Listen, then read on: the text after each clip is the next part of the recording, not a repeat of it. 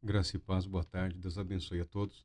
Vamos à leitura da carta de Paulo aos Coríntios, a primeira carta do apóstolo Paulo à igreja localizada na cidade de Corinto. O finzinho do capítulo aqui, os versículos 30 e 31, que eu acho interessante. Diz assim: Portanto, vós sois dele em Cristo Jesus, o qual se tornou para nós sabedoria da parte de Deus, justiça, santificação e redenção, a fim de que, como está escrito, aquele que se gloria, glorie-se no Senhor. Graças a Deus pela sua palavra, que o Todo-Poderoso Deus nos abençoe pela leitura e pela breve reflexão nesse tema. Nós vivemos num mundo em que a aparência consta muito, né? A aparência é muito importante. O status, como nós dizemos normalmente, né? Então, quem nós somos de fato?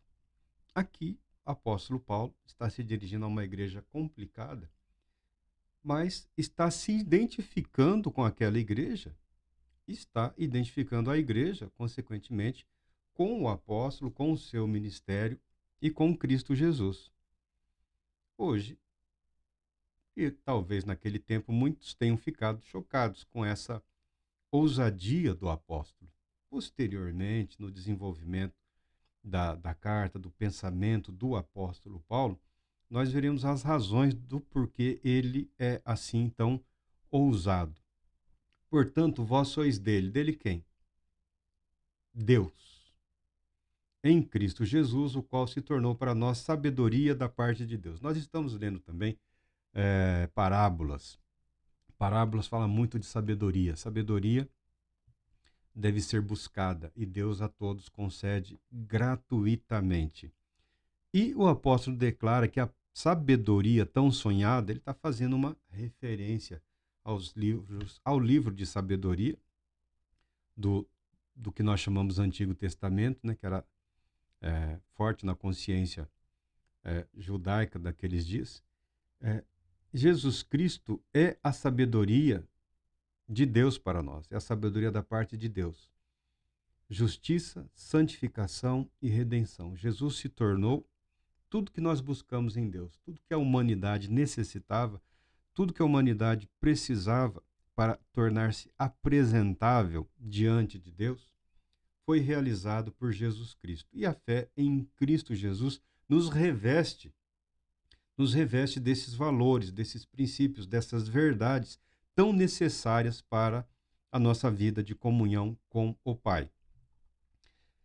Jesus apresenta isso, o apóstolo Paulo apresenta dessa maneira porque ele não tem dúvidas quanto à eficiência ou eficácia da palavra de Deus no que diz respeito à santificação daquele que crê.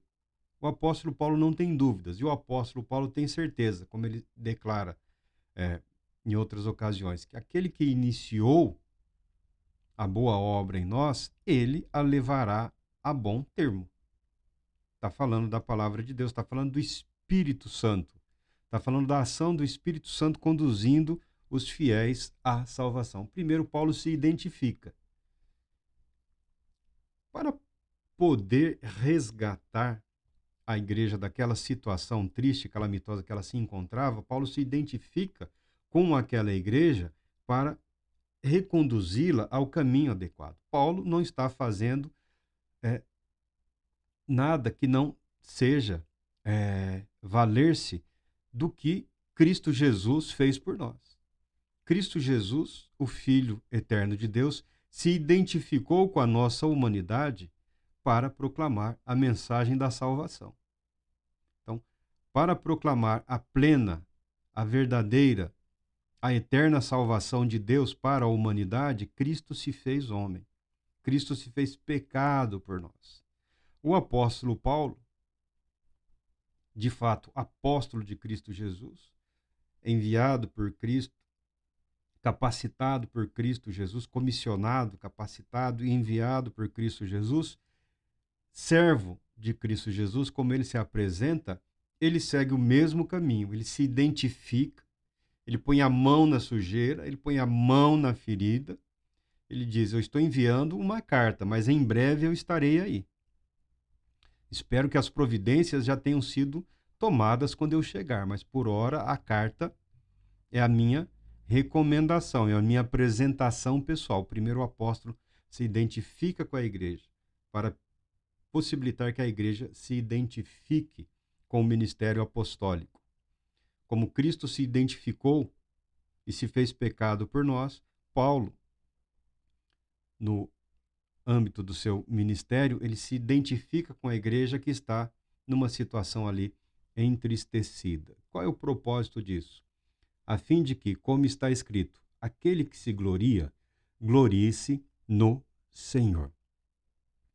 Entra aqui a questão da salvação, da justificação, da santificação. E futuramente vai falar também da glorificação. A vida, por que nós apresentamos de uma forma diferente? Porque não pensamos no ministério cristão de apelos, se a pessoa quer ou não aceitar Jesus. Primeiro, porque essa vida, este mundo, não é um ambiente de neutralidade. Jesus Cristo veio para nos resgatar do poder do pecado, para trazer luz no império de trevas. Não é um ambiente neutro. O homem por si mesmo é incapaz de providenciar a sua própria salvação. A autossalvação ou santificação, aprimoramento moral ou coisas desse tipo, não são evangelho. Não são o evangelho de Cristo Jesus. O evangelho de Cristo Jesus é as boas novas da salvação de Deus, anunciando que tudo que foi impossível para a humanidade, através de Cristo Jesus, Deus realizou a nosso favor gratuitamente. Nós não temos como pagar absolutamente nada, mas pela fé, pela atuação livre e soberana do Espírito Santo, nós nos apropriamos ou somos apropriados no que diz respeito a ser resgatado, a ser retirado, entre aspas, deste mundo e conduzidos para o reino do amor de Deus. É o que a Bíblia declara, é o que os apóstolos declaram. E qual o objetivo disso? Para que toda a glória pertença única e exclusivamente a Deus. Toda a glória pertence única e exclusivamente a Deus.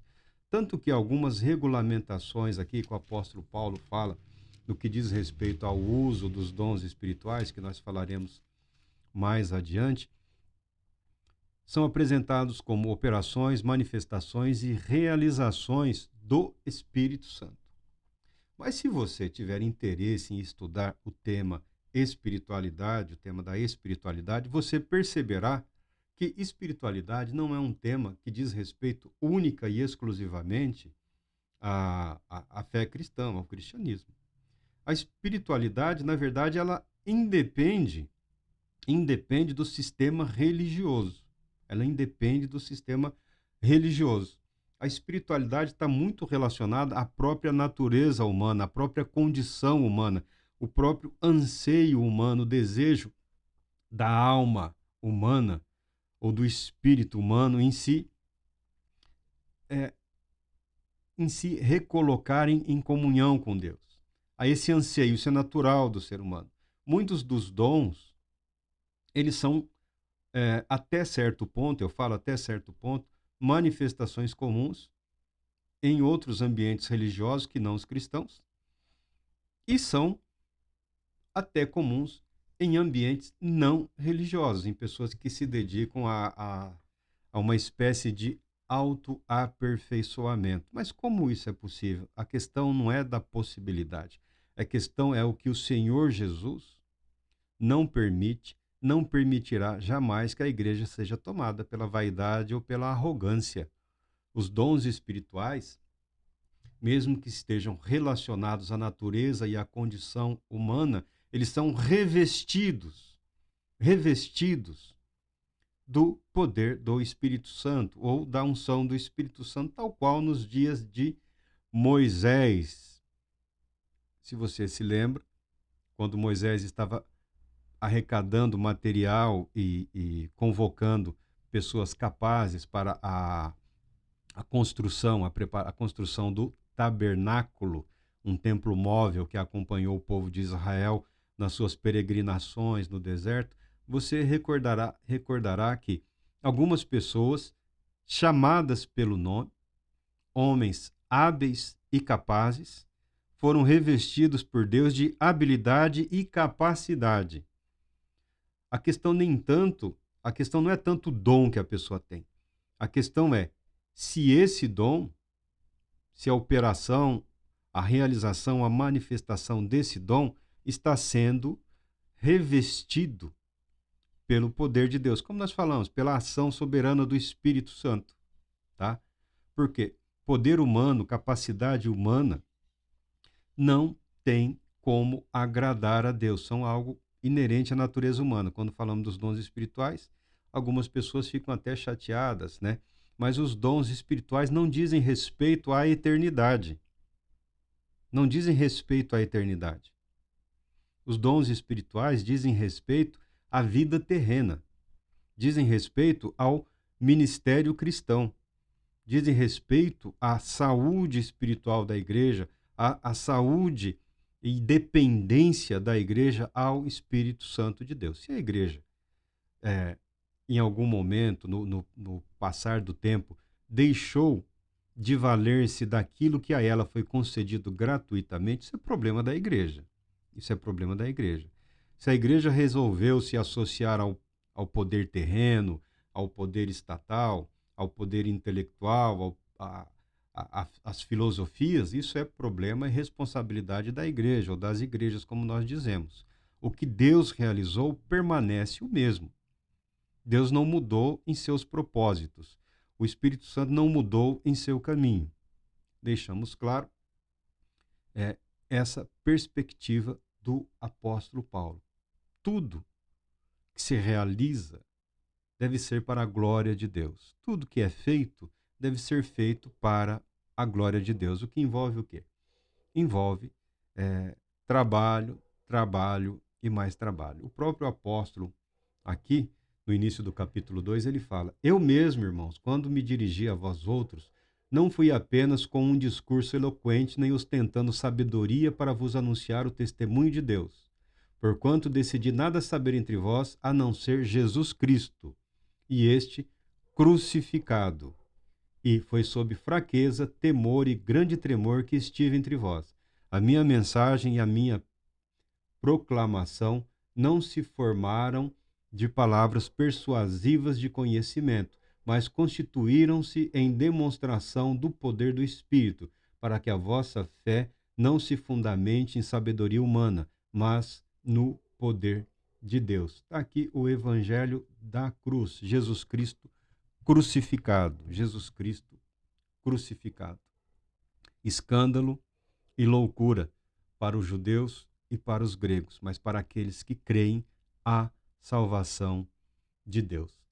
Tem alguns que acreditam que essa expressão do apóstolo Paulo aqui, quando ele fala de temor e tremor, que ele teria contraído malária, né? Ou alguém do grupo teria contraído malária antes deles irem para aquela região. Mas não parece nada disso, né? Parece a postura mais adequada. Porque antes de estar aqui em Corinto, o apóstolo Paulo esteve em outra cidade grega. Onde ele teve um embate muito grande com alguns filósofos. E parece que ele não se agradou de ter ingressado nesse ambiente. O apóstolo Paulo valeu-se exclusivamente do Evangelho de Jesus Cristo. Jesus Cristo é o suficiente para a salvação. A fé, a esperança, a convicção de ser amado por Deus e resgatado por Ele do poder das trevas para o reino da luz, para o reino do amor de Deus em Cristo Jesus, são a garantia que o Espírito Santo coloca em nossos corações e mente. Deus Todo-Poderoso a todos abençoe. Retornaremos em breve.